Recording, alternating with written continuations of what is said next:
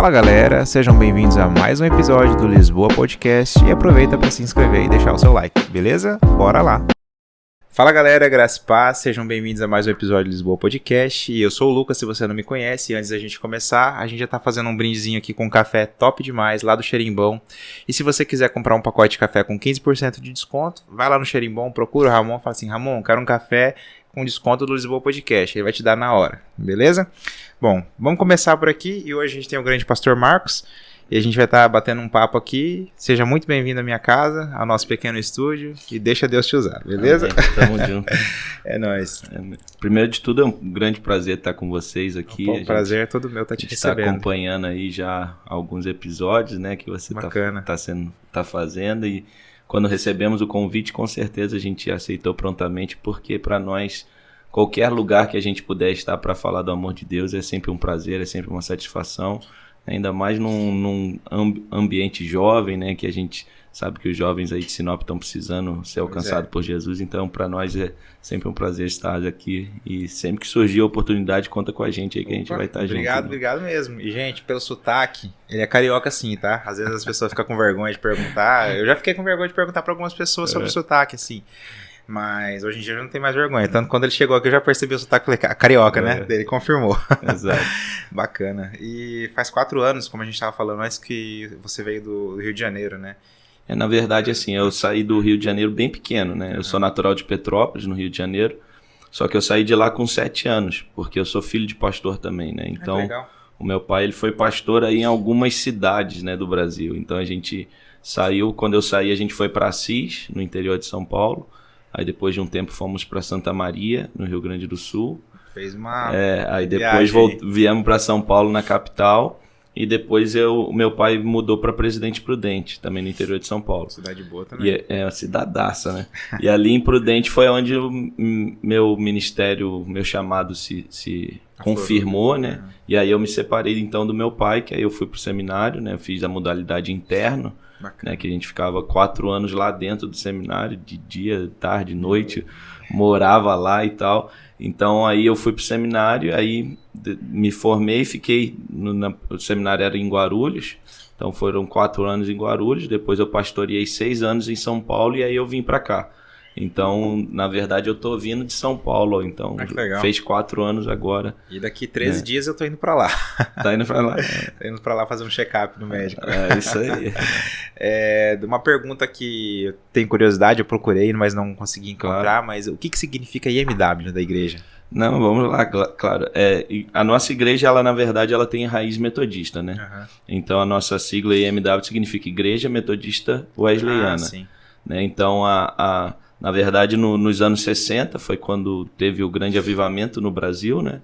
E na época a Igreja Metodista do Brasil ela não aceitavam as evidências do batismo com o Espírito Santo. Uhum. E aí nessa época foi quando nós fomos convidados a nos retirar, né, da Igreja Metodista. E aí então surgiu a Igreja Metodista Wesleyana lá em Nova Friburgo, Petrópolis, ali naquela região do Rio. E aí então... Né, eu costumo dizer que a gente é tão metodista e tão wesleyano que eles escolheram um termo para ratificar, né? Então, além de ser metodista, a gente é wesleyano. Né? Mas se fosse uma questão mais de lógica, seria uma redundância, né? Sim. Porque os dois têm o mesmo significado. Né? Mas normalmente as pessoas têm dificuldade de entender o que é wesleyano. Né? Então a gente sempre fala IMW, ou então quando a pessoa ainda tem muita dificuldade, lá da metodista, ela, então tá. Já entende. Já entende, porque eu até explicar o que é wesleyano, por que é wesleyano, às vezes as pessoas acham que é a junção de dois nomes, Wesley e Ana. Nossa. Né? Então é uma confusão. Na hora que eu vi assim, eu imaginei que seria uma igreja de fora, né? Uma igreja estrangeira, né? Sim. Pensei assim, falei, não, vou perguntar cara a cara que é mais legal.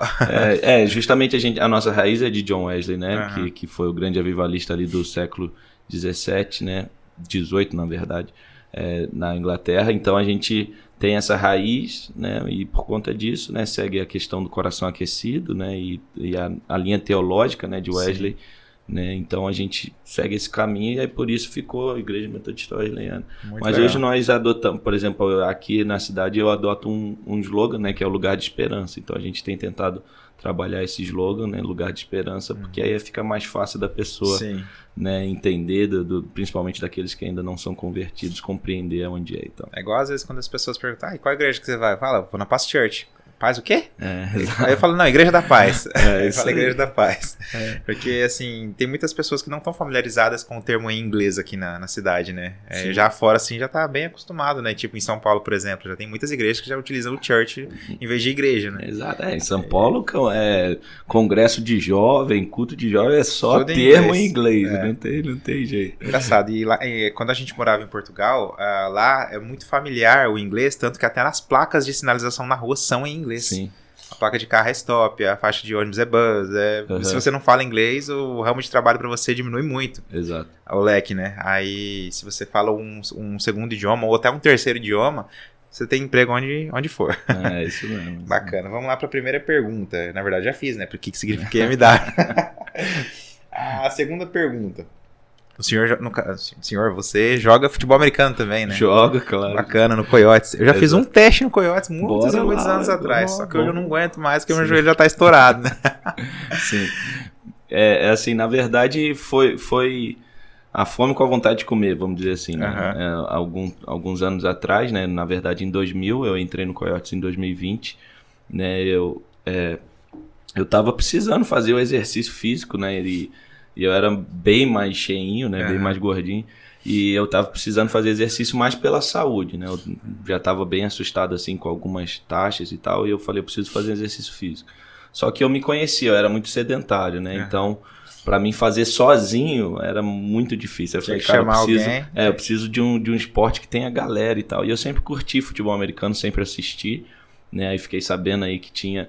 na cidade, eu falei, cara, eu vou me inscrever. Apareceu lá na propaganda da seletiva, eu falei, vou lá e me inscrevi. Aí, então tô desde 2020, só que tô há 3 anos treinando, 4 anos, né, vai fazer treinando, e só que ainda não consegui estrear por conta da pandemia, né, que parou tudo, e até o ano passado a gente não apesar do Campeonato Brasileiro ter voltado, a gente não entrou no campeonato, né, por conta de uma estruturação, tudo, e vamos voltar agora. Então, esse ano, né, a gente está voltando aí para a Liga BFA, que é o Brasileirão, né, de futebol americano, né, então a gente está aí com tudo para ir para cima, e agora eu assumi a vice-presidência, né, do time, legal. Então estamos lá, né, a questão da liderança corre um pouco na veia, né, aí a gente vai se envolvendo, querendo fazer tudo com excelência e tal, e aí assumimos essa função, né, e aí fazer o convite aí pro pessoal, quem quiser, né, ir lá fazer... pastor, quando vai ser a seletiva? A gente não marcou nenhuma seletiva, mas quem quiser jogar futebol americano, quiser comparecer lá no treino, né, todo sábado às 15 horas ali na área externa do Gigante, tá mais que bem-vindo aí para fazer parte do Coyotes e suar um pouquinho lá. Parece um esporte violento, mas, cara, é um esporte muito maneiro, é muita técnica, muita tática, né? Então, assim...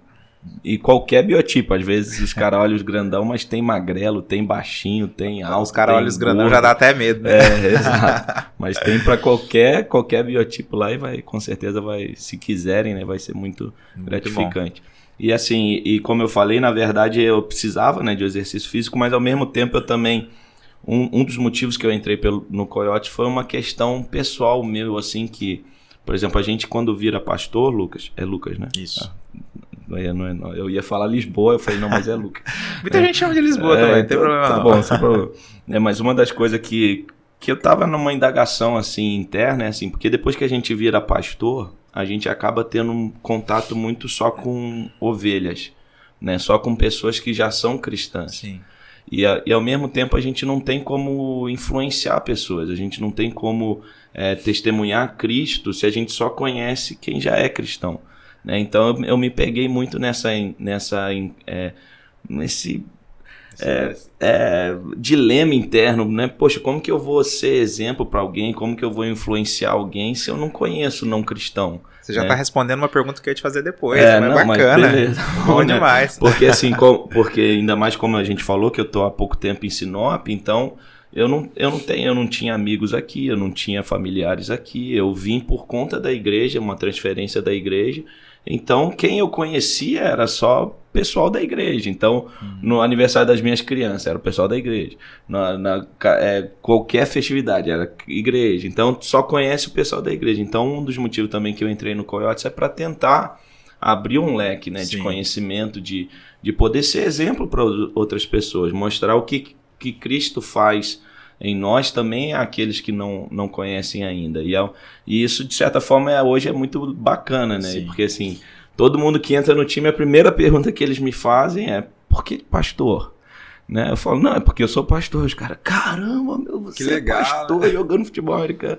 Então, assim, acaba sendo muito bacana e a gente percebe que, de alguma forma, a gente consegue influenciar, a gente consegue ser exemplo, né? Consegue demonstrar Cristo, né? Aqueles que estão lá no time. Então, esse foi um dos grandes motivos. Então, eu juntei ali a questão da necessidade do exercício e, ao mesmo tempo, essa questão aí de poder ser exemplo, poder, né, conhecer pessoas que não automaticamente são pessoas cristãs. Vão ficando curiosas a respeito da sua fé, né? E vão se achegando também. Exato. Eu imagino que deve ter pessoas que são do time que estão lá na igreja hoje também, né? Não, e assim, a grande questão, Lucas, que eu vejo assim, as pessoas sempre vão ter necessidade. Sim. Assim, às vezes a gente, por exemplo, quando a gente quer evangelizar, às vezes a gente fica perguntando: poxa, mas pastor, eu não sei como chegar em alguém, como que eu vou fazer? E a verdade é que a gente não precisa, muitas vezes, dar o primeiro passo. A necessidade de Jesus, ela existe em toda a humanidade. Todo mundo precisa de salvação, todo mundo precisa do consolo do Espírito, todo mundo precisa, né, a gente costuma dizer que tem aquele vaziozinho, né, que só vai ser preenchido por Deus e pelo Espírito Santo. Então, a necessidade das pessoas existe.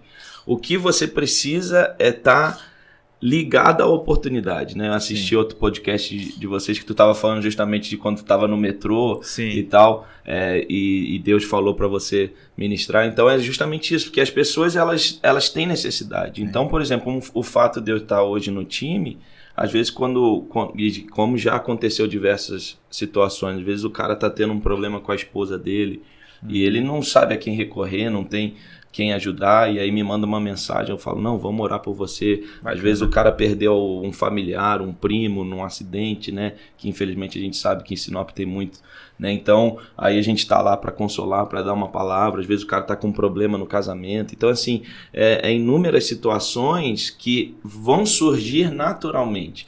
Só que se a pessoa não tiver ninguém na sua rede de contatos, que ela possa confiar, ou que ela saiba que possa ter uma palavra verdadeira, uma palavra realmente que vai ajudar, ela não vai ter como procurar. E a gente lá consegue, dessa forma... Acaba sendo a influência, de modo geral, influência, né? E só pelo fato de estar lá. Sim, né? Isso é bom.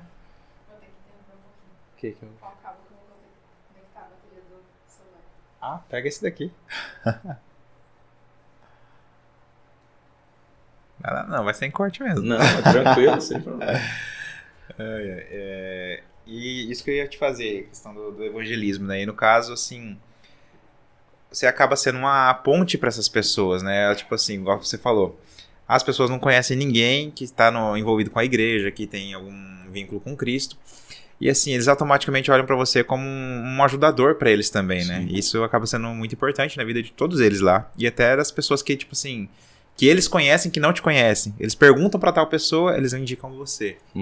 Isso é bacana, né? Não, exato. E assim, é uma questão que, como eu falei, foi natural. Porque assim, ao primeiro momento eu entrei pra ser atleta, né? Eu não queria, não pensei em nenhum momento ter papel de liderança, nada. Só que aí, por conta da pandemia, saiu muita gente, né, no ano passado, no ano retrasado, na verdade, pro ano passado saiu muita gente, ficou só 6 atletas. Nossa. Então, tipo assim, eu era calouro, vamos dizer assim, eu era novato, e de repente eu virei um dos mais antigos do time, porque todo mundo saiu.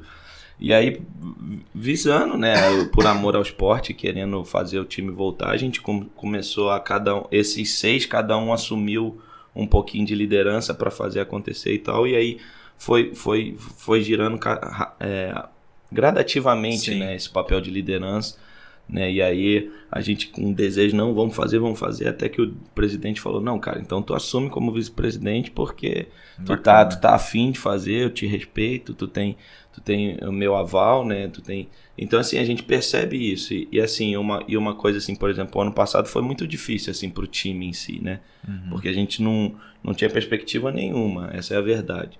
Só que assim, foi muito legal porque assim, para muitos eu empenhei a minha palavra, entendeu? Aí, e tipo assim, eu percebi que os caras respeitaram a minha palavra, né? Por quem eu sou, pelo exemplo que eu venho passando. Então eles falaram, não, então vamos dar um crédito, né? Vamos dar uma oportunidade, uma chance, porque o pastor tá falando, entendeu? E lá todo mundo me chama de pastor mesmo. Legal. Então assim, e cara, é hilário, cara. Se tu vê os vídeos assim, que às vezes a gente tem no treino, aí os caras falam, ele falou que não acredita em Jesus, pega ele, pastor, pega ele. Evangeliza ele. Falou que é ateu, falou que é ateu, né? Só pros caras me animarem, né? Na hora dos contatos e tal. Então assim, é bem bacana, porque eles percebem, e é o que eu falo, assim, eu gosto muito de um texto de Paulo, Lucas, que ele diz o seguinte: para o homem espiritual, todas as coisas são espirituais. E o grande problema na nossa sociedade cristã é que a gente tem a tendência, né, e a gente usa muito esse termo, mas a gente acabou criando essa cultura de separar o espiritual do secular. Sim. E não existe isso. Para o homem espiritual, tudo é espiritual. Não importa se ele está no trabalho, não importa se ele está na faculdade, se ele está na escola, ou se ele está dentro de um campo de futebol americano. Aquilo ali se tornou espiritual porque ele é espiritual. Então, eu acho que assim, a gente precisa tirar um pouco essa desassociação que a gente faz, né, do mundo espiritual, do secular, porque às vezes a gente acha que a gente deixa de ser a gente mesmo porque a gente está inserido num ambiente que não é o da igreja, não é o de adoração, não é o de louvor, e na verdade todo ambiente ele se torna esse ambiente de adoração, de culto a Deus, se você realmente é templo do Espírito Santo, porque ele está ali habitando em você. Então assim, eu acho que em qualquer lugar que a gente está, se a gente tem esse entendimento, né, se a gente tem essa convicção, a gente vai conseguir ser bênção, a gente vai conseguir ser exemplo, a gente vai conseguir levar realmente o amor de Deus a todas as pessoas. Né? Com certeza. Bom aí. demais. As palavras abençoadíssimas. Amém. Vamos lá para a próxima pergunta. Bora. Qual foi o maior desafio na sua caminhada cristã? Cara, na caminhada cristã... Porque como você é filho de pastor, desde Sim, pequeno sim, você cresceu na igreja, né? Assim, e desafios a gente enfrenta direto, né? Com certeza. Assim, eu acho que, por exemplo, no meu caso, eu sou de berço evangélico, né? Eu costumo dizer que eu tive esse prazer, né? E esse privilégio, né? Mediante tudo aquilo que a gente vê à nossa volta, eu tive o privilégio de nascer num berço evangélico e assim, tive o privilégio de ter a família que eu tenho, né? Pra tu ter ideia, eu sou, cara, da minha família deve ter 15, 20 pastores, assim. Então, que legal. Né, por exemplo, na minha casa pessoal, eu sou filho de pastor e os meus 2 irmãos mais velhos também são pastores. Então, assim, foi um ambiente muito propício, assim, para o meu crescimento no sentido espiritual. Então, quando né? vocês se reúnem, é praticamente uma conferência. Né? Tipo isso, né? E o assunto na mesa é igreja, não tem jeito. Né? Então, assim, eu sou muito privilegiado. Então, os desafios... Só que os desafios são... Todos nós somos carne, né? Sim. Todos nós somos seres humanos e o maior desafio que a gente tem é justamente essa luta da carne contra o espírito. E assim, eu até tava vendo, eu sou teu fã, cara, assisto aí os podcasts, tudo, né? E aí eu tava vendo o podcast do Vitor, né? Uhum. E ele justamente falando que ele nunca se desviou, e também é o meu caso, eu nunca cheguei a me desviar, assim, só que tem aqueles momentos de frieza, né? Sim. Espiritual, tem aqueles momentos que você acaba cedendo a alguns pecados, né? Não é aqueles pecados que a gente nomenclatura, né, como pecadão, mas qualquer pecado ele te afasta de Deus. Então Sim. Tem aqueles momentos que você está mais frio, né, principalmente na adolescência, momentos assim, bem frios espiritualmente falando, que não estava desviado de não ir ao culto, de não ir na igreja, mas de certa forma o coração ali estava bem frio, assim. Só que assim, uma das... Eu costumo dizer que uma das minhas maiores qualidades, assim, espiritualmente falando, é que eu sou tipo Davi, sabe? Uhum. A gente erra, mas quando a gente chega na presença de Deus, cara... O arrependimento é real. O arrependimento é real. Eu rasgo as vestes mesmo, rasgo o coração ali na presença de Deus e por mais que esteja sendo difícil ali, a gente acaba... renovando, né, a intimidade, a aliança com Deus. Então, assim, e na minha adolescência foi muito isso. Só que na nossa igreja, a gente tinha, todos os anos, a gente tinha o que a gente chama de convenção. Então, tinha a convenção de adolescentes, tinha a convenção de jovens, que era o apanhadão ali da região. A gente ia para um sítio, né, e ficava ali 3, 4 dias. Então todas essas as convenções eram meio que uma imersão, né? Umas doses de ânimo que Deus ia dando, assim. E é legal essas coisas assim, porque, assim, aquele cara que tá mais pra baixo, assim, aquilo dá um up muito bom na vida dele. E é marcante, assim, muita gente foi chamada nas convenções, muita gente foi, foram tempos extraordinários, assim. E, assim, por exemplo, ao mesmo tempo que eu lembro dos desafios, assim, né, na adolescência, né, aqueles desafios, né, de ser caçoado por causa da tua fé, ser zoado e tal, as pessoas não acreditarem naquilo que... Pô, tu é virgem ainda, meu Deus, e tal, ficar zoando aquelas questões e aí às vezes você cede ao pecado e tal, e a frieza, e nesses encontros, ao mesmo tempo que eu tive muito esses dilemas, essas fraquezas, né, esses desafios, esses encontros também foram... Eu tenho experiências, tipo assim... marcantes demais com Deus, né? Por conta de que tu tá no pecadão mesmo, e mesmo assim Deus te aceita, Deus te abraça, Deus te renova. Então, assim, foi um alto e baixo. Eu costumo dizer que a adolescência é muito intensa, né? Então, quando tu se entrega totalmente também, mas também quando tu cai, tu se arrebenta, Então, foi muito esses desafios, assim, né? Agora, questão de desafio pastoral é outro nível, coisa, né? É outro nível, né? Porque aí você já não está falando mais de um desafio interno, já não está mais falando mais de um desafio pessoal, mas agora são inúmeros desafios, né, que a gente vive, né? E aí quando eu penso na questão de liderança, né, pastoral, talvez um dos meus maiores desafios foi quando eu assumi a minha primeira igreja, né? Porque depois que eu fiz o seminário, né? Eu fiz o seminário interno, como eu falei. Isso foi em? Guarulhos. Lá eu entrei em 2009, né? E me formei em 2012. A primeira igreja foi lá em Guarulhos também? Não, a primeira igreja foi em São Paulo. Paulo. Só que o que acontece? Lá no nosso seminário, a gente fica durante a semana inteira interno, e no fim de semana você faz estágio mesmo, em uma das igrejas lá de São Paulo. Então... teoricamente esses 4 anos eu já estava ativo, né, pastoreando e tal, ajudando os pastores nos estágios. E aí na nossa denominação, depois que você faz o seminário, você tem um período que a gente chama de aspirantado, que é como se você estivesse no teste final ali para você poder ser consagrado pastor ou não. E aí esses 2 anos eu também fiquei numa igreja em São Paulo com um pastor auxiliando e tal. E aí passei pelo teste, graças a Deus, e aí fui consagrado pastor. Isso em dezembro de 2014.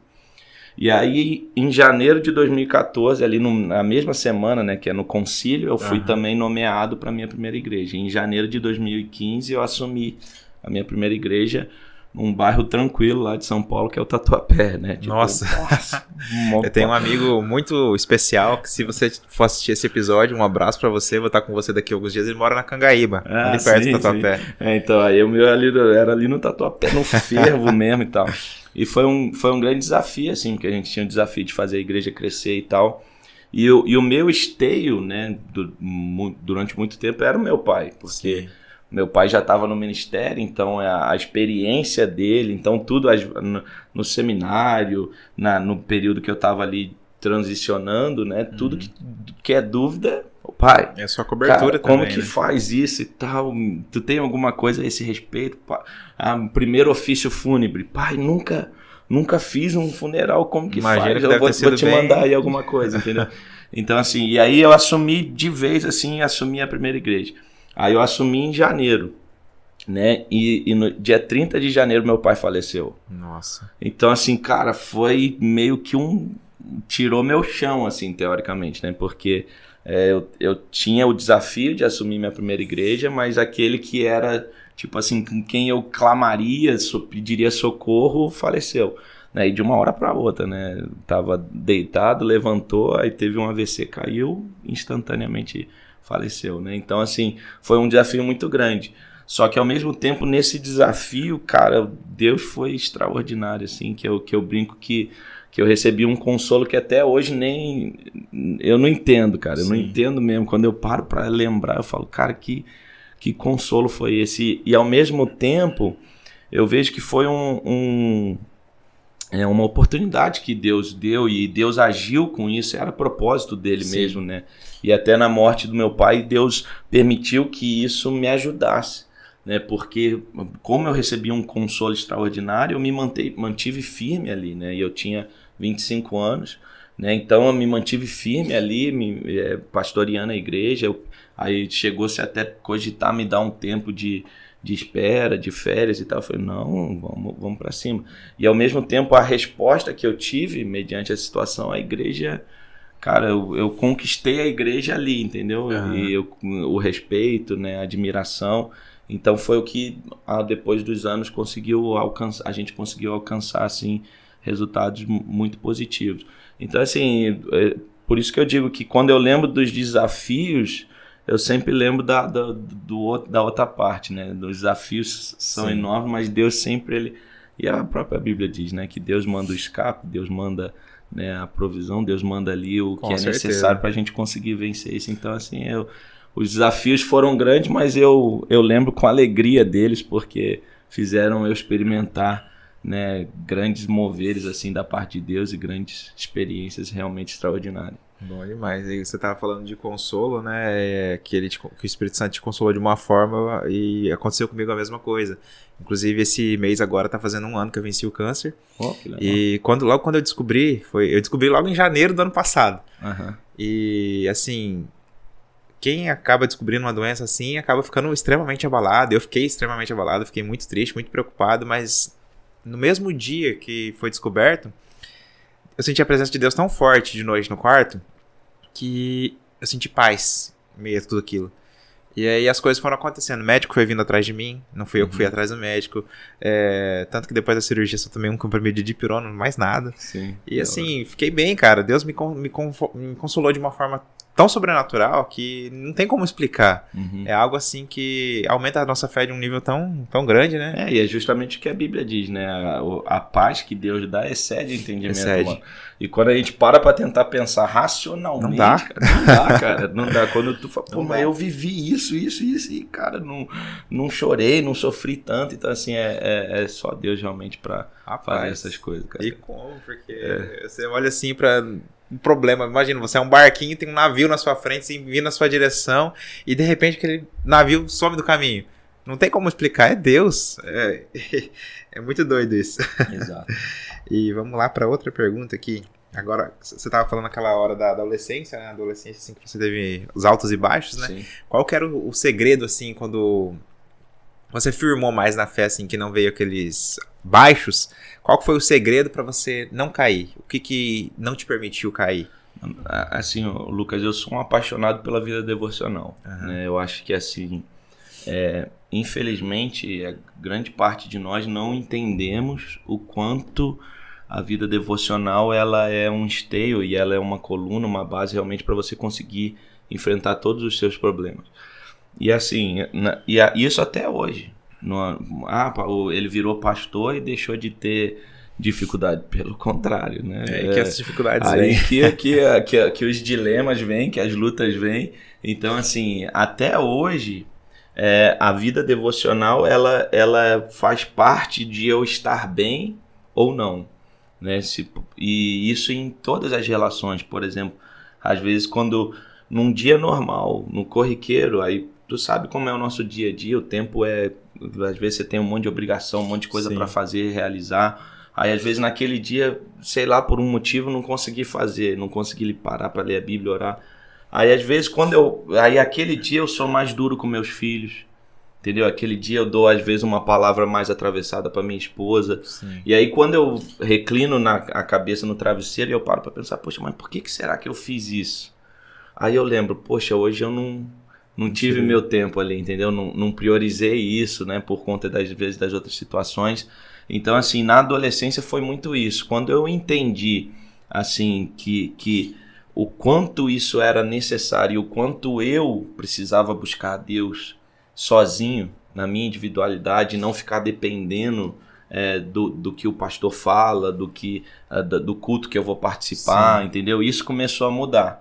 Então, assim, até eu fiz um post esses dias atrás que eu falei justamente isso, que eu acho que um dos maiores problemas do cristianismo atual é as pessoas não conseguirem se alimentar sozinhos. elas ficam dependentes. Então elas dependem de um louvor, elas dependem de uma palavra, elas dependem de uma pregação, elas dependem de um YouTube. Não é que isso não é importante, isso alimenta a nossa fé, isso fortalece. Só que a gente tem que aprender a se alimentar sozinho, a gente pegar a Bíblia e ter prazer em ler, em ter o nosso momento de oração. E eu acho que quando eu entendi isso, né, e até por isso, né, foi o tema da minha monografia, né, Vida Devocional, do meu TCC, foi o tema do meu TCC, Vida Devocional, né, porque justamente eu vi essa importância, né, e até hoje eu percebo essa importância, né, então quando eu entendi isso, quando eu comecei a me aprofundar mais na leitura bíblica, ou realmente ter um meu momento de oração ali, foi quando eu comecei a vencer, porque é uma luta constante. Eu acho que é isso que as pessoas às vezes não entendem, né? Sim. Principalmente os jovens. É uma luta constante, né? Se você, a gente sempre diz aquela máxima, né? São 2 leões dentro da gente, né? Quem você alimenta mais vai ter mais força. Ganhar, não tem jeito. Então, assim, a gente tem que entender isso, que espiritualmente falando, apesar de ser uma historinha que a gente sempre conta, é a realidade. Se você alimentar o teu espírito, se você orar, se você ler a Bíblia, se você desenvolver isso, você vai conseguir vencer a tua carne. Agora, do contrário, a tua carne vai ser mais forte, e quando você vê, você tá igual Paulo, né? O que eu quero fazer, eu não consigo, mas o que eu não quero, quando eu vejo, eu tô fazendo, e é muito isso.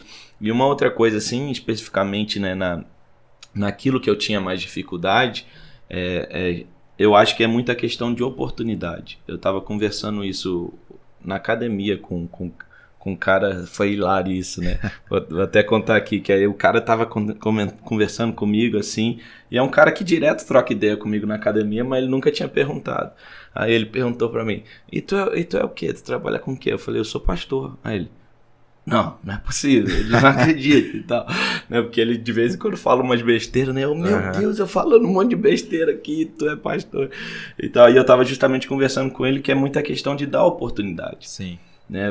Até quando eu namorava a minha esposa, a minha sogra, ela sempre falava isso, que até a formiga e o elefante, se ficar sozinho, vai dar problema, né? E eu acho que é muito essa questão de oportunidade, né? Você reconhecer aquilo que você tem dificuldade, você reconhecer qual é a área que você tem e não dar oportunidade. Sim. Né? Buscar ajuda também. Né? Busca ajuda e vai eliminando, né, as chances, as oportunidades de você cair naquilo. Então, por exemplo, às vezes se o adolescente tem uma dificuldade com menina, com mulheres, cara, não fica sozinho. Sim.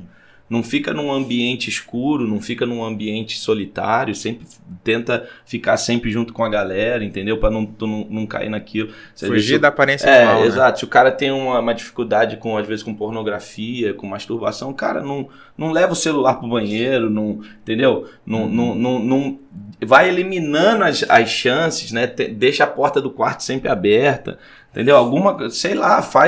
Busca as estratégias, entendeu? Para você ir eliminando as chances de você cair. Além de você fortalecer o teu espírito, mas no sentido natural mesmo, no dia a dia, vai eliminando as chances. As formas de sair são tantas, né? Só que a gente acaba fechando o olho e... Isso é em qualquer... Poxa, quando eu jogo bola, eu falo muito palavrão. Cara, então tira isso da tua vida, entendeu? Acha um outro esporte que tu não vai precisar ficar falando palavras torpes, entendeu? Então, eu acho que é muito essa questão, assim, de você ir eliminando as oportunidades. Então, foram esses dois lados, assim, né? Alimentar Sim. o meu espírito e, ao mesmo tempo, fui eliminando essas oportunidades. E assim a gente vai vencendo. Mas eu costumo dizer que o pecado que a gente teve durante muito tempo, ele é igual um vício. Né? Você nunca vai estar liberto dele totalmente, você sempre vai precisar, dia após dia, vencer ele, né? E não permitir se deixar cair naquilo novamente. Né? Esse é aquele famoso pecado de estimação, né? Exato. Né? E é assim, é uma luta, é a luta diária, constante, dia. Assim, que você precisa fortalecer o teu espírito, porque senão você vai, infelizmente, cair de novo. Né? Com certeza. E... assim, aquelas pessoas que estão passando essas dificuldades, assim, de eu tenho um problema com isso, tenho um problema com aquilo, eu não tenho como fazer, o que fazer. Não, na verdade você tem a oportunidade. Sim. Se você não consegue sozinho, você tem que buscar uma ajuda. Fala com seu pastor, fala com algum amigo seu que tá mais forte na fé, que ele vai te ajudar, eu tenho certeza disso, né? Exato. E um texto que a gente esquece, ô Lucas, o texto diz, confessai os vossos pecados uns aos outros. Eu sempre falo isso na igreja, poxa, mas cara, eu vou confessar o meu pecado para outra pessoa, isso é difícil demais. É difícil, mas a Bíblia fala para você confessar uns aos outros, porque justamente quando você confessa, você tem outra pessoa para te ajudar. Primeiro que tu vai ter a vergonha, né? Não é assim? Sim. Pô, aí tu vai conversar com teu amigo, puxa, caí de novo naquilo. Vai ter primeiro a vergonha. Aí lá na hora que tu for cometer, tu vai pensar, putz, mas sério, vou cometer isso de novo, meu Deus, vou ter que falar de novo, entendeu? Então tem essa. E segundo, tem a questão da ajuda mesmo. Sim. Primeiro, o cara, às vezes, o teu amigo pode estar passando pelo mesmo problema que você, então vocês dois juntos se fortalecem. Outra questão da oração, da intercessão, de você saber que você tem alguém que está orando por você, está te ajudando, espiritualmente falando. Então, assim, é um versículo que às vezes a gente esquece. E aí eu sempre costumo dizer, só que também toma cuidado, né? Não vai jogar no ventilador para todo mundo saber, não vai falar para todo mundo. Escolha alguém de confiança, que você tem intimidade, relacionamento, para que você compartilhe e assim você consiga vencer nessas dificuldades. Bacana. E agora, já que a gente está quase caminhando para o final, eu queria te fazer uma pergunta sobre a sua visão para a igreja sinopense hoje. O que a igreja precisa fazer, já que a gente está num mundo mais jovem, que os jovens aqui da cidade estão muito loucos, né? Sim. O que você aconselha, assim, o jovem cristão hoje a fazer para ir atrás desses que estão, entre aspas, perdidos, né? Que não conhecem a Cristo. Eu gosto muito de uma frase, as pessoas atribuem essa frase a um monte de teólogo, né? Tem uns que dizem que é de Agostinho, tem outros que dizem que é de Lutero, eu não sei dizer ao certo de quem é, mas eu gosto da frase. Que a frase diz o seguinte: pregue o evangelho, se necessário use palavras. É uma frase que eu acho fenomenal. E eu acho assim, para todo cristão, não só jovem, mas qualquer cristão geral, eu acho que o que falta mesmo no cristianismo brasileiro, e eu não coloco nem só a sinopense, mas no cristianismo brasileiro, é exemplo de vida. Eu acho que o cristianismo brasileiro, ele sabe falar muito, ele sabe pregar muito, né, no sentido, às vezes, de confrontar, de oratória, só que eu vejo pouquíssima vida, cara. Eu vejo pouquíssimo caráter, assim. E é justamente aquilo que eu pontuei antes, que se você tiver essa vida, se você tiver esse caráter realmente cristão, cara, você não vai precisar falar. Porque às vezes, por exemplo, o pessoal pensa, o pastor entrou no Coyotes, por exemplo, para ficar falando de Jesus lá no treino. Não, eu não falo de Jesus no treino, porque o treino é treino. Na hora do treino eu vou treinar, porque eu tô lá para treinar, eu não vou ficar falando de Jesus. Só que eu não falo de Jesus de uma forma em palavras, mas a minha vida, ela tá falando Jesus. E se ela não estiver falando Jesus, tem alguma coisa errada. Sim. Então, assim, eu acho que é muito isso. Às vezes as pessoas, elas se preocupam muito, né? E às vezes a gente que é jovem, né? Às vezes nesse âmbito, né? Principalmente quando a gente é recém-convertido, a gente se converte, a gente quer falar pra todo mundo e tal. Aí já chega apontando o dedo no cara, se tu não aceitar Jesus, tu vai pro inferno e tal. E aquilo, às vezes, em vez de aproximar... Afasta, né? Afasta.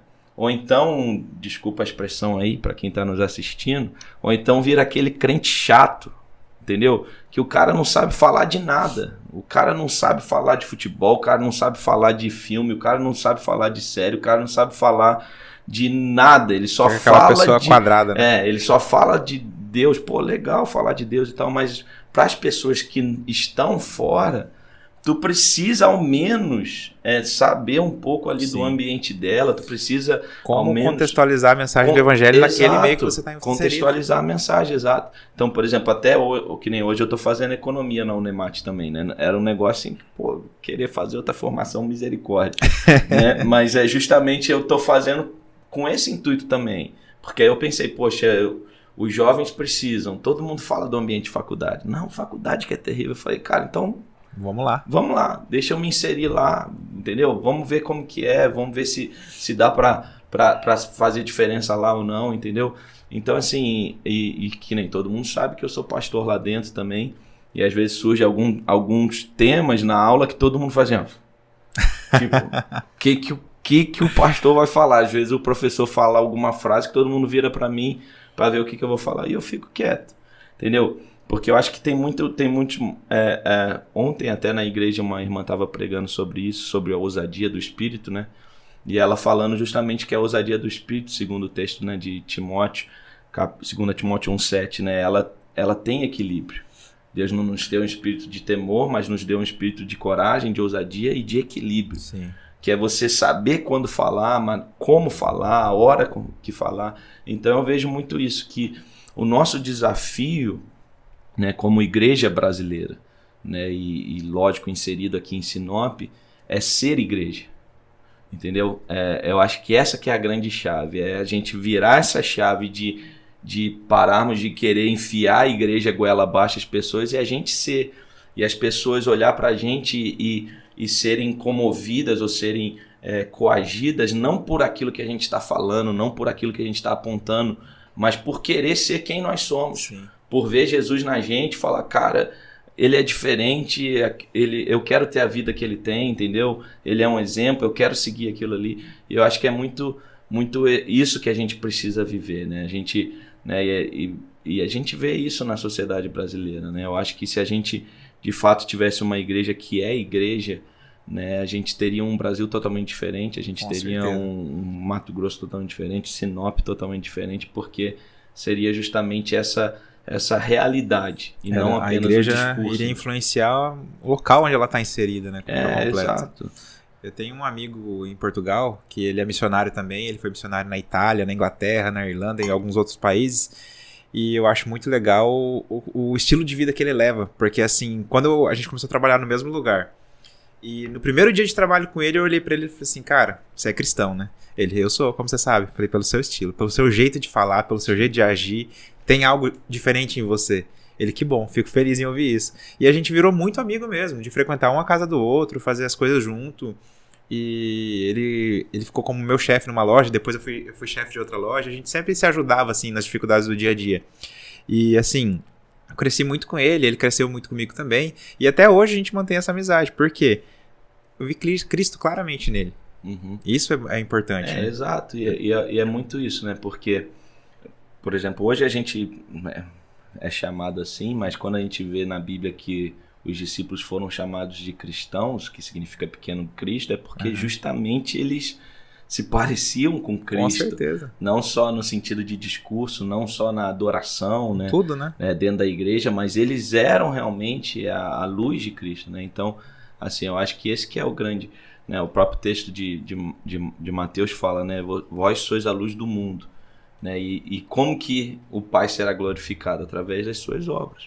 Então é naquilo que você faz, né? Outro texto bíblico que eu gosto demais é ame, né? Mas um amor de atitude, né? Não ame só de palavras, né? Mas em ação. Isso que é o amor. Então, assim, eu acho que é muito isso. Quando a gente entender... E por que eu estou pontuando isso? Porque eu vejo muito que a igreja brasileira ela quer roubar um pouco o papel do Espírito Santo. E aí, como assim, pastor, quer roubar o papel do Espírito Santo? Eu vou falar para você. Porque a Bíblia diz que quem convence do pecado, do juízo e da justiça é o Espírito Santo. Você não vai convencer sua mãe, você não vai convencer seu irmão, você não vai convencer sua esposa, seu esposo. Quem convence é o Espírito Santo. O nosso papel é o papel de amar, é o papel de ser igreja. É o papel de realmente refletir a Cristo. E quem vai convencer é o Espírito Santo. O problema é que às vezes a gente quer apontar o dedo e a gente quer convencer, a gente quer forçar a pessoa a ser algo que muitas vezes nem a gente é. Então, assim, eu acho que, né, até eu tenho um tio que conta isso, né, que ele também é pastor, né, o pastor Silmarco, ele, né, ele diz que uma irmã da igreja chegou uma época nele e falou, pastor, eu não entendo, o meu esposo não é crente e eu faço campanha na casa das outras irmãs e oro e todos os esposos das outras irmãs aceitam a Jesus e o meu não, pastor, o que está acontecendo de errado? E tal. Aí o pastor, meu tio, falou na cara dela, é porque eles não são casados com a senhora. De uma forma bem simples, né? Mas ele falou que os outros não são casados com a senhora. Ou seja, significa que ela era uma boa pregadora, que ela testemunhava muito bem aos outros, mas aquele que estava ali do dia a dia na casa dela não era convencido pelo discurso porque ele conhecia, né? Então eu acho que é muito isso, quando a gente passar a ser, né, a gente vai conseguir transformar não só Sinop, mas qualquer lugar que a gente estiver inserido. Amém. Glória a Deus. Amém. É isso aí, pastor. Amém. Foi um prazer te receber aqui. Chegamos ao fim. Meu Deus. 44 minutos passa já. Rápido demais, gente. Passa, meu Deus do céu. O assunto é bom, faça assim, ó. Mas olha, é muito bom, quero caminhar mais próximo ao Senhor também, claro, que a gente... Porque assim, eu vejo que a igreja, em geral, ela precisa ser mais unida, indiferente de denominação e tudo, porque assim... As pessoas precisam conhecer a Cristo, então a gente tem que se unir para ir até essas pessoas. Não, é verdade? Com certeza. É até um desejo, né, que eu tenho no meu coração, do qual o Vitor também faz parte, né, o próprio o Queca, né, da IPR também faz parte, que a gente tem essa intenção de unir a juventude, né, de fazer com que não haja essas placas, porque, cara, no reino de Deus não existe placa. Não. Né, a gente vai chegar lá no mesmo céu, a gente cultua o mesmo Deus, a gente sabe que hoje é impossível não ter placa, né, por conta de toda a questão logística, administrativa, etc. Mas a gente é uma igreja só. E a gente precisa se unir nesse propósito, né? Com certeza. E assim, é o que a gente sempre fala, cara, vai lá, junta, faz o que tiver que fazer. Se não ficou na tua igreja, mas ficou numa igreja, cara, glória a Deus por isso, entendeu? É igual quando eu saio para evangelizar com alguns amigos, porque assim, eu seleciono algumas pessoas que estão mais assim, fervorosas na fé para sair para evangelizar, de várias igrejas. E a gente sai e evangeliza, a pessoa, eu quero ir para a igreja de vocês. Qual que você quer ir? Porque, tipo assim, eu não vou para evangelizar para oferecer a minha igreja. Não, é para oferecer a igreja de Cristo. Exato. E é justamente esse ponto, né? E isso, com certeza, quando a gente tirar essas barreiras, eu costumo dizer, Lucas, que o que nos une é muito maior do que o que nos separa. Com certeza. E eu acho que esse que tem que ser o nosso objetivo, esse que tem que ser a nossa intenção. Por exemplo, eu faço parte aqui do Conselho de Pastores da cidade, né? E a gente sempre está reunido, né? E é um local assim que eu vejo que... Na OMS, né? Na OMS, isso. E é um lugar que eu vejo realmente onde a gente percebe isso. E a gente percebe nitidamente que existem pastores que não entendem isso. Por quê? Porque não estão lá. Sim. Porque nunca participam, né? Não aceitam a correção, não aceitam a ajuda, não aceitam a conversa. Então, assim, quando a gente entende isso, cara, o evangelho vai ficar muito mais forte, cara, muito mais forte. Porque a tua dificuldade pode ser a minha qualidade e a minha dificuldade pode ser a tua, né? E isso, pensando acerca de igreja, cara, é uma realidade. Né, que às vezes tem um monte de igreja aí penando para fazer um trabalho de jovem, enquanto as outras têm já formado, fortalecido, né, algumas precisando fazer um encontro com Deus e não tem estrutura, e outras já fazendo um monte. Então, assim, a gente precisa se unir. Com certeza. E a união não faz o açúcar, mas faz a força. Essa foi boa. Mas é isso aí, pastor. Muito obrigado por ter aceitado esse convite, por ter vindo aqui compartilhar um pouco da sua história, compartilhar um pouco de Cristo para quem está assistindo também. E para mim e para minha irmã também, né? Amém. Porque a gente sempre acaba agregando algo que a gente tem nessa conversa para a gente crescer também, né? Amém. E obrigado por ser esse exemplo de Cristo que o Senhor é aqui na Terra. Amém. Obrigado, fico feliz. Como eu disse, mais uma vez, sempre que precisar, quiser trocar ideias sobre qualquer assunto aí, nem que eu diga não, mas eu aceito o convite para vir aqui para estudar antes, para refletir, mas a gente vai estar...